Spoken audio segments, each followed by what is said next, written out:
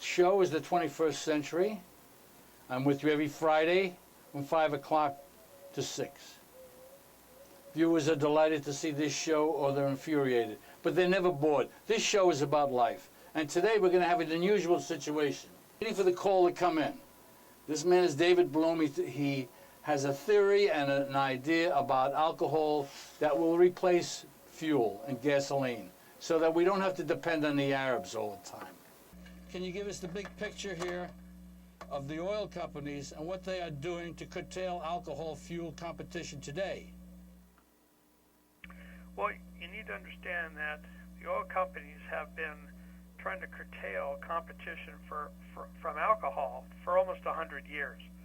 So, what's going on today is nothing more than a continuation of what the oil companies have always done. I mean, if you go all the way back to the early 1900s, you'll find that Rockefeller funded the women's Christian temperance movement to buy Congress and enact prohibition to get rid of alcohol as a fuel. Prohibition stopped the manufacture of alcohol, not just drinking.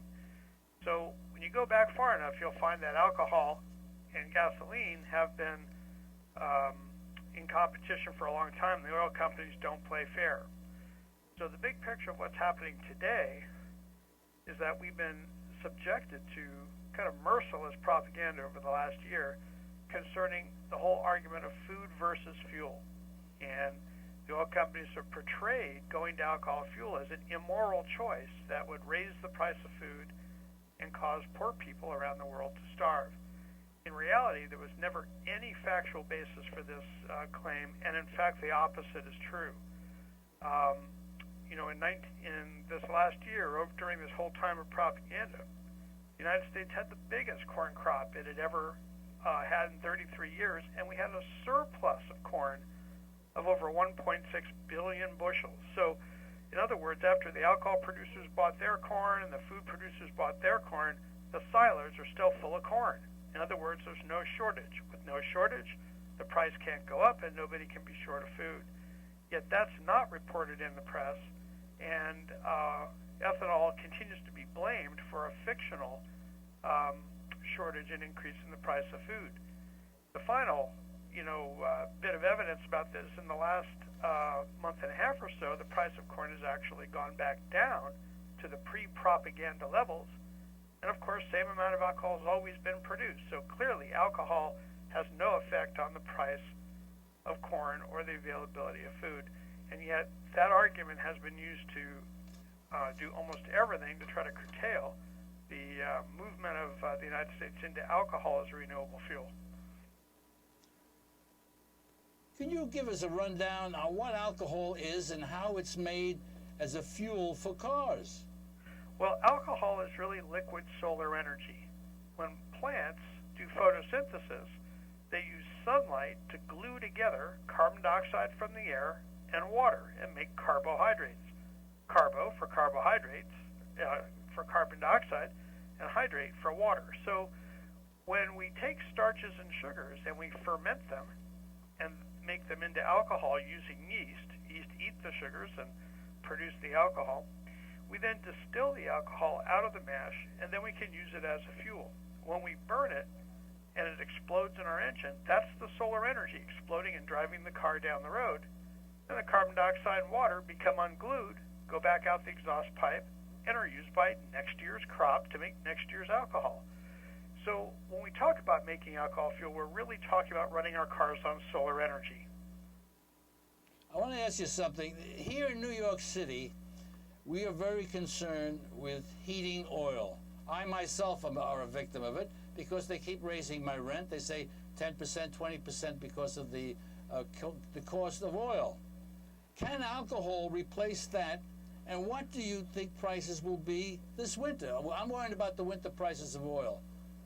Well, that's a very interesting thing. Alcohol is useful for a lot of things. And back in the 1980s, we did a lot of conversions at Mother Earth News of fuel oil burners to run on alcohol. It takes about $25 in parts and about an hour's worth of time to get into the fuel oil burner and convert it to alcohol. So we typically burn a mixture of straight alcohol with 1% biodiesel added. And that 1% biodiesel, which is a lot like fuel oil, is used to lubricate the fuel oil pump. But in essence, we can use alcohol with almost very few changes in the current fuel oil burner, and alcohol is a lot less expensive than fuel oil. Now, what will be the price of fuel oil winter? Well, if I was looking at my crystal ball, I would say that probably by sometime in January this year, Yes. there will be one of a number of incidents that will cause the price of oil to jump, because the price of oil right now is artificially low as a pre-election strategy. And this pattern has gone on for about the last 10 elections, where they drop the price of oil before the election in order to make deals with whatever parties are willing to make deals with.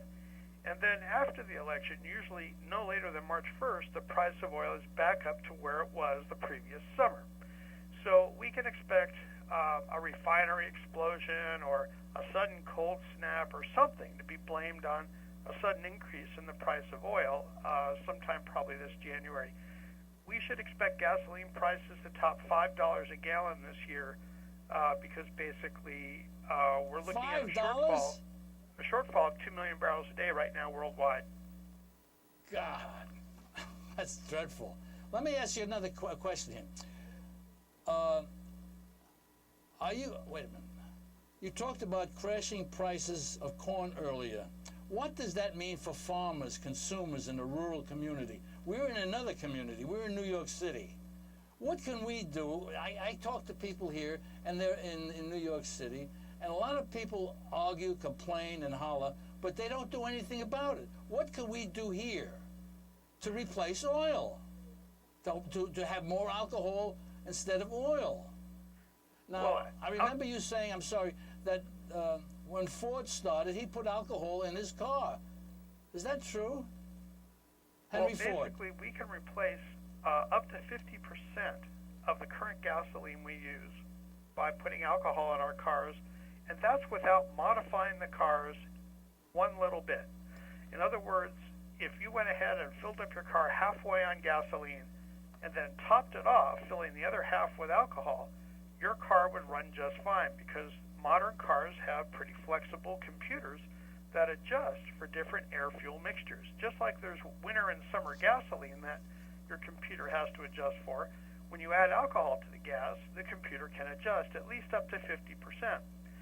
So city people can really help Americans who are growing and producing alcohol by simply putting it in the tank. And this is a revolutionary act, because what you're saying is, I'm not going to give my money to big oil anymore. I'm going to give half my money right now to American farmers. And this is something people can do today, and all it does is benefit them. In other words, alcohol is a much cleaner fuel. It cleans all the carbon out of your engine and extends engine life. It's cheaper than gasoline. So for once, doing the green thing doesn't cost you more money.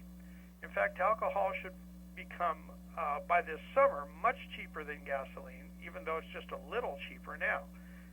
Last summer, gasoline in Chicago, when I was visiting there, was $4.35 a gallon, and alcohol was only $2.75.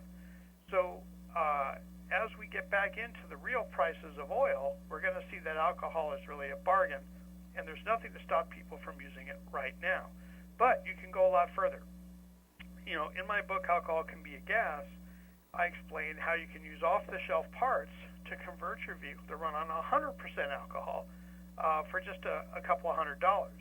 Or there are convenient conversion kits available that are easier to install than some of these off-the-shelf part ideas, and they allow your car to run on both alcohol or gasoline, whatever mixture you have in the tank, just fine. And those only cost $300 or $400 for those kits.